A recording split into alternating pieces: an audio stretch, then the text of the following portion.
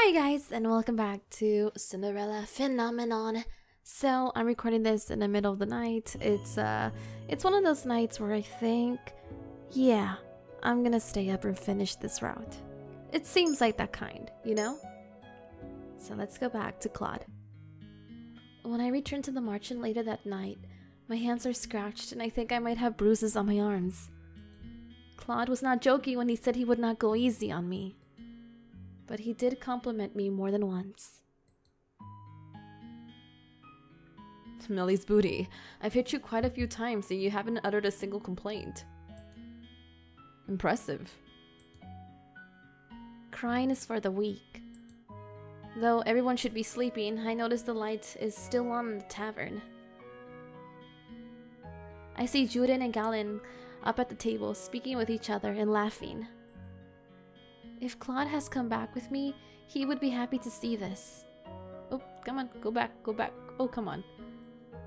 You two are still up? They're not even surprised when they turn to face me.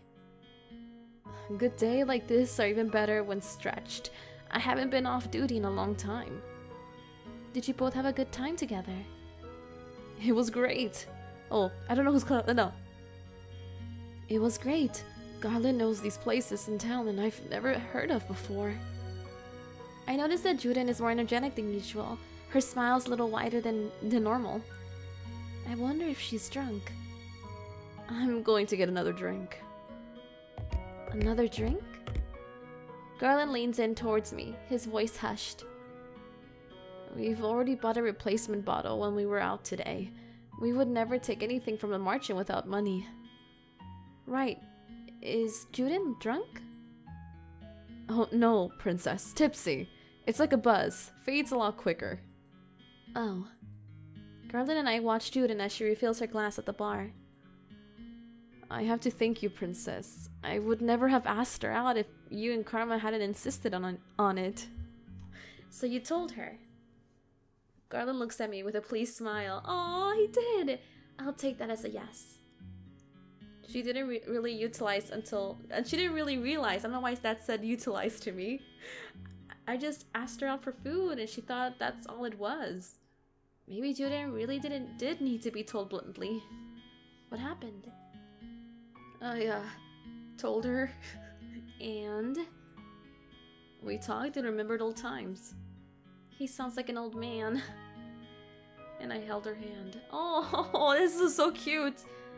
I noticed Garland flinch ever so slightly, but he is smiling. He looks pleased with himself. And the night's not over yet, so we're gonna get down and dirty. I'm kidding, I'm kidding. He trails off with a hopeful smile before he raises his eyebrows at me. What about you and Karma? What about us? I asked him to train me. Train?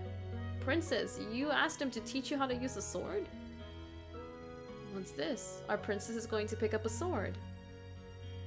Juden returns to the table, but I'm too tired to properly join in the conversation. I should leave them to their conversation and head to bed. I need to get some rest if I want to start practicing at night. I excuse myself to head upstairs.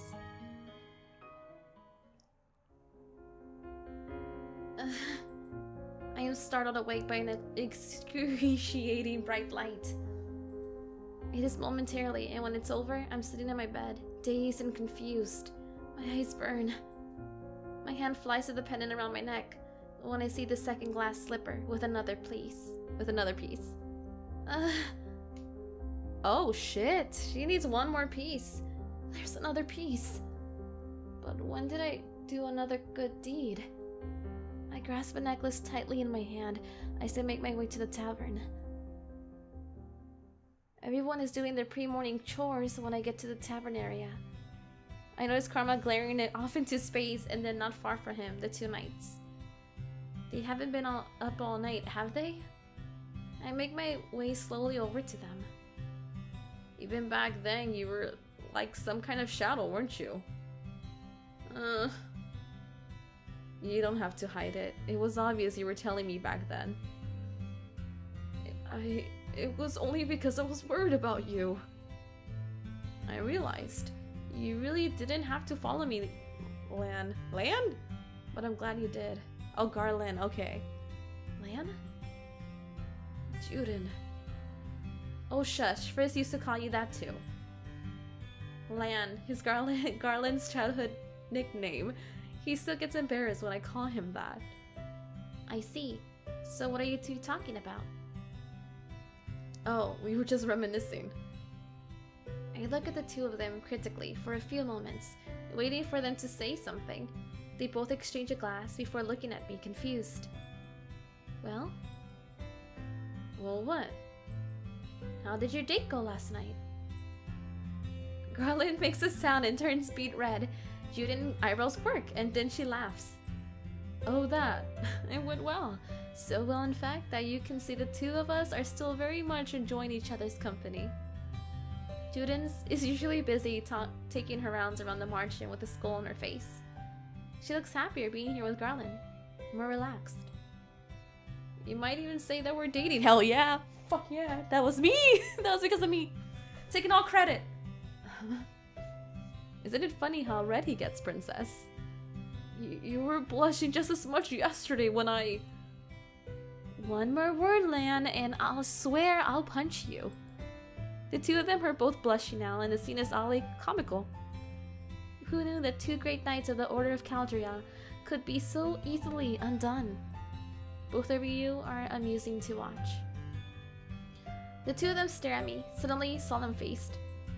I suddenly remembered the one conversation the knights all had at the castle. They were talking about how they all had personal reasons for being knights, despite the fact they all served the king.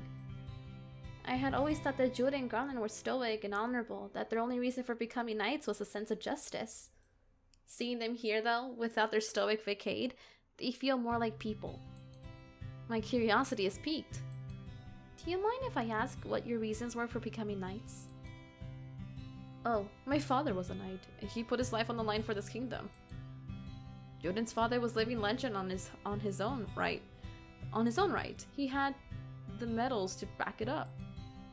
My father wasn't around a lot, but I always admired him.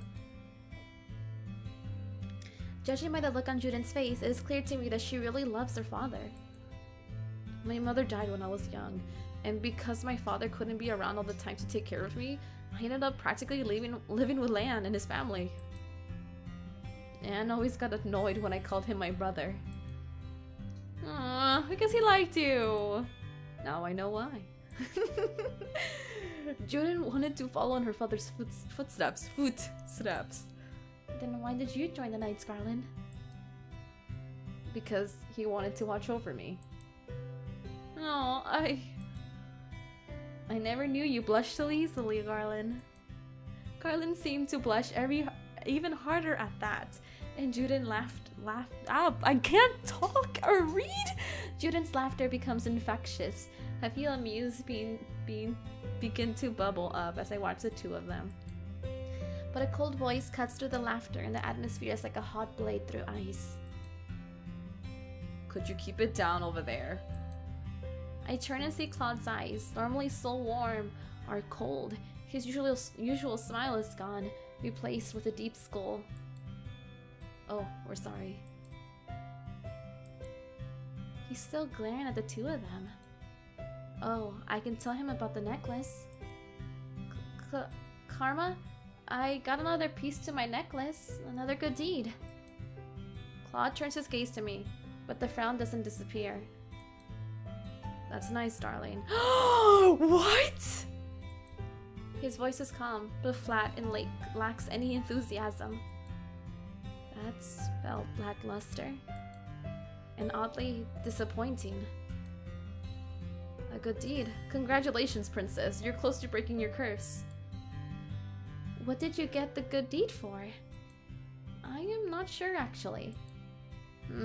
Maybe it was helping Lance confess. I hear you and Karma went out of your way to make it happen. That happened yesterday, though. Maybe the magic was waiting to see what became of Garland and I. Claude makes a dismissive hand gesture from his table, frowning. If you two insist on being so affectionate, you should get a room. Why is he so angry? Affectionate? Juden's smile had faded away into a dangerous skull, where Garland looks confused. Judah looks notably irritated. The shadow is still there on his face. I don't know what to do. What the fuck is he? Why?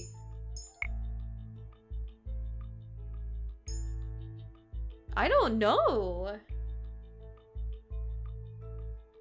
Comfort him? Something must be bothering him. I should be patient with him, just like he is with me. Before I can even think what I'm doing, I reach out to grab his hand. Oh shit, he just slapped my hand away. You shouldn't just reach out to touch a person without giving them some warning. But he does that all the time with me. I pull my hand back, and at the same moment, Claude's expression falls. He looks at me with almost pained expression on his face. This is so sad! No, wait. I shouldn't have said that. I'm sorry. Silence descends for a few minutes before Claude abruptly stands up from his table. Excuse me. Claude turns briskly and heads upstairs, leaving me with the two knights. I wonder what's wrong with him. You think we've been running him too thin because of practice? I do not think it's you two. I get the feeling that Claude holds himself back from saying what he means sometimes. Sometimes he acts strange, distant, and recently he's getting more and more moody. Princess? I look over at Niece, who is smiling apologetically. Sorry to interrupt, but Mr. Boom is getting kind of restless. Time to sweep, I suppose. Well, maybe cleaning will help get my mind off of things. I mean, I don't know if I made a good decision or a bad decision. I guess we're just gonna have to live with it. The rest of the day goes by slowly. I'm stuck cleaning most of the day and then serving later. At one point, I speak with Delora about the knights that had attempted to kidnap me, and she tells me that she and Parfait are meeting later to discuss their suspicions. I still do not understand what their suspicions are when Sir Alacaster cannot possibly know who I am. My hands are sore by the end of the night, but I still feel like I can practice with a sword. I notice that both Juden and Garl look restless too. Garland eventually leaves for patrol, while Juden remains at a table, looking deep in thought. I do not want to bother her, so I decide to try and find Claude. I go to his room, but find the door is locked. Claude? Karma, are you training tonight? Are we training tonight? Bam! No answer. My heart sinks. Is he not speaking to me? Did I do something wrong? For days, Claude stayed in his room, only leaving when he had to be on patrol. A few times I saw Parfait go into his room, but she refuses to talk about what is bothering him. I feel so useless. When Claude did appear in the tavern or out in town, he still had that terrible grimace on his face.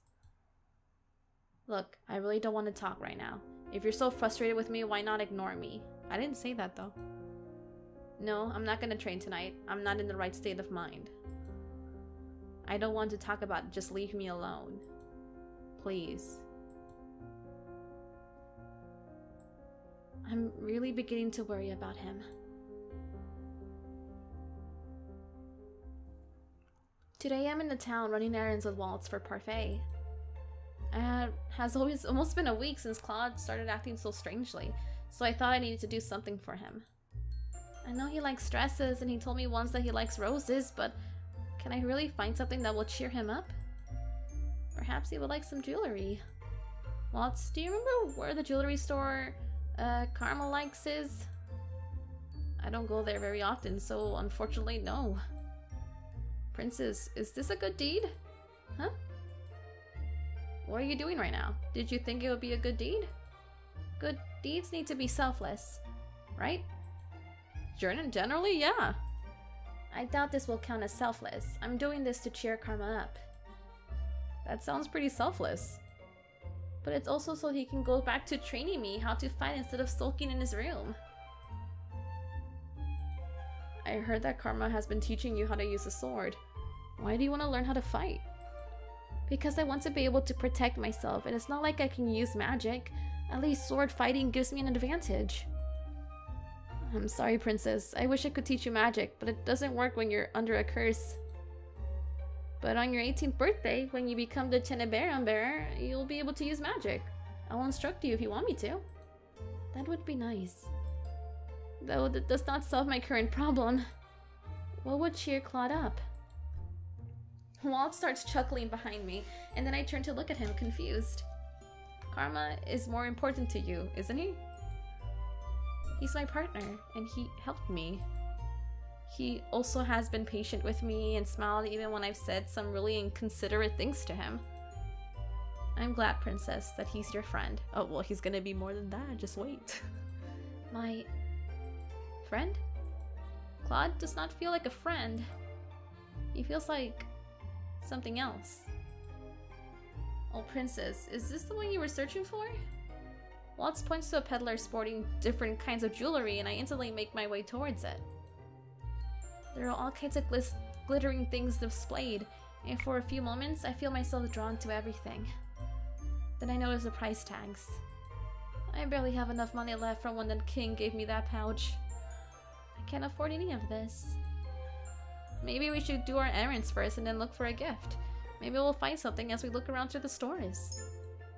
But if I don't get Claude's gift today, I might not be able to give it to him tonight. Let's run, like, in the end of the day, like, I still want to run errands. Let's run errands first. Waltz has a good point. We might find something while we do errands, and then we can get them out of the way. Besides, it's not right for me to put Claude above everyone else. Oh god, I made that noise, I fucked up. It sounds like I fucked up. We spent a few hours gathering the supplies needed for the tavern, and only then do we start looking for Claude's gift. Princess, I can hold more of those bags for you. It's fine, I'm used to carrying a lot of bags. Does Karma make you carry them around? Princess, you should really tell him off. He does a lot of other things for me, but next time. Next time I think I will. So long as he gets out of his room sometime soon, I really hope he does. Hey, Princess. But now the problem is finding something that he'll like. What does Claude like? Princess! There's no reason for you to shout. Walt shakes his head at me, but he's smiling. Let me offer you a deal. A deal? If you help me set up one of my puppet shows, I'll pay you. You earn money from your puppet shows? I get tipped, so what do you say? I won't go easy on you, though. Yes, I'll help you. Why does he seem surprised? Why do you- Okay, thanks! Why do you seem surprised? I was thinking about everyone's right. You really changed, Princess. Maybe having Karma as a partner really was a good idea. I guess, I don't know. Being partners with Claude may have changed me for the better, but I doubt I have done the same for him. I'm sure Karma would be very happy that you're buying him a gift. Receiving gifts from admirers isn't the same thing as you getting him something. He receives gifts from admirers? For a few moments, I think about the woman who chased us in town for a few weeks ago, and I feel an unpleasant stab in my heart. Aww. Some small things. A man will treat him to a dessert ever so often. I saw a lot of it when we did our errands together. I always make Karma accept those gifts without killing the man. Killing the man. It's dramatic, but sounds like Karma. He punched Rumple when he asked him to marry him. Joke or not, Karma wears his disguise to be convincing, but then gets angry when people fall for it. He is still very much a child. You know how he is. He doesn't like being flirted with. What? Do you know anything else about Karma's curse? His curse? He never really talked about it. Claude made it maybe even more stubborn than me, if he's not letting anyone help him with his curse. Walt and I continue our search for a gift. Walt tells me that I can look for something a bit more expensive, and then he'll put me to work on another day by helping him with his puppets. I return to the jewelry peddler we found earlier. Hello, madam, sir. What can I help you with today? Do you have any sort of rose-shaped jewelry here? The man refers me to a box full of different rose-shaped earrings. He then shows me a necklace, and I realize blatantly that it is as if I am searching for something for Miss Karma, not Claude. My eyes scan the clasp, nearly in defeat, before a little rose catches my attention in the back of the display window. It has a chain connected to it, but it doesn't seem enough to be a necklace. What's that one? That's our simple rose pendant, madame. It comes with a chain, but it also can be pinned on the chest. The man takes it out of the display case so I can look at it. Oh, it's not a necklace, it's a chain. This is fancy, but not completely flashy. I feel a little click as I press my fingers to the pendant, and then I realize it can also open. Oh yes, you can put something small inside of it. This is perfect. I look at the price tag, and after making sure this is not too expensive, I pay the shopkeeper. Waltz pays him the additional fee, and then we walk back towards the merchant together. Oh, he's gonna want to work for him. It's gonna pay off your shit. Oh shit, I didn't mean that. I didn't mean that. When we return to the merchant, also it's not shit. I just say shit for a lot of things. There's a precious little pendant I got for Karma or Claude. I mean, like, it's the same person, so it's okay. When we return to the merchant, I go to my room to tuck the locket into a drawer before I head to the tavern to finish the rest of my chores. Just as expected, Claude is not downstairs today either. Judith and Garland have taken to training with each other, though they seem agitated and Claude is not helping them. At the end of the day, I hurry to my room where I write a few words on a piece of paper that I put into the locket. A normal rose would have withered, so I offer this one instead, and heartfelt thanks. I hold the locket tightly in my hand and start towards Claude's room. Why is my heart beating so fast? I'm just giving him a gift. I pause at Claude's door, remembering the last time I entered his room. I'm sure it's okay if I just go in. I open up to Claude's door, which is thankfully not locked, and step inside. Claude is sitting motionless in front of the mirror, shoulders slumped as he stares at his reflection. He's shirtless, and there's that tattoo. It seems different. Claude does not notice me at first. I notice that his hand goes to the tattoo over his chest, and then I hear him heave a heavy sigh. Slowly, I close the door behind me. It clicks, and that is when he suddenly turns to look at me. At first, there's just shock on his face, and then suddenly, anger. Again, what do you do? Why do you do this again, Melly's buddy? Damn it! This is like, dude. I came to give you something. I tightly grip the locket in my hand as I stare at him. And this was important. And this was so important, so very essential that you once again missed the knocking on my door for a simple delivery? My voice slices through my heart. I wanted it to be a surprise. I'm not in the mood for surprises, princess. In no time at all, Claude is suddenly right in front of me, his hands outstretched on either side of me, pinning me to the wall against the door, which I just realized how hot he looks, so I'm about to go back. This is so awkward. Go back, take a screenshot because damn boy. Okay, I feel better about this. His face is so close, his expression so fierce, that I cannot even bring myself to think of a way out. The only thing I can do is stare at him, levelly, without getting angry, without crying. I will not show any weakness. Why? Why aren't you struggling or screaming at me? That's what the Melly's booty that I know would do. Then you do not know me as much as you think you do. And you know nothing about me. I already have retort prepared when I stop, realizing that he is right. I barely know anything about him. No, I don't, but I'd like to. Why do you insist on poking your nose into other businesses? We're partners. That's the only reason. It has to be. I am supposed to help you, so why do you keep secrets from me? Help me? His lips quirk, but his smile is sardonic. Sardonic? Claude, I want to help you. In the silence that descends between us, I find that I cannot help but look at Claude's tattoo, at the thorns trailing around the rose. It is beautiful, but it also seems so lethal. When I glance at Claude again, he looks crestfallen, his eyes glittering like he might be on the verge of tears. Secrets are secrets for a reason, princess. You should know that. If I could speak about them, I would, but I can't. How you bursted into my room without any notice only makes it harder. Harder for what? Princess, you can't imagine what this all feels like. What is he talking about? And that woman, I thought we were meant to be.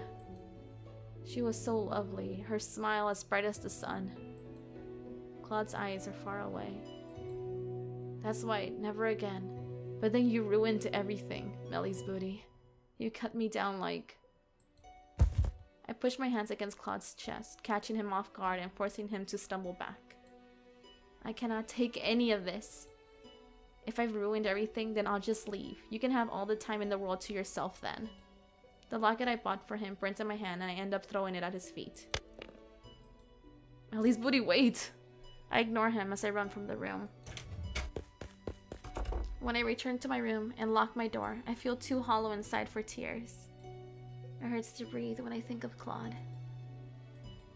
I eventually manage to fall asleep, but only have snatches of restless dreams when my eyes finally close.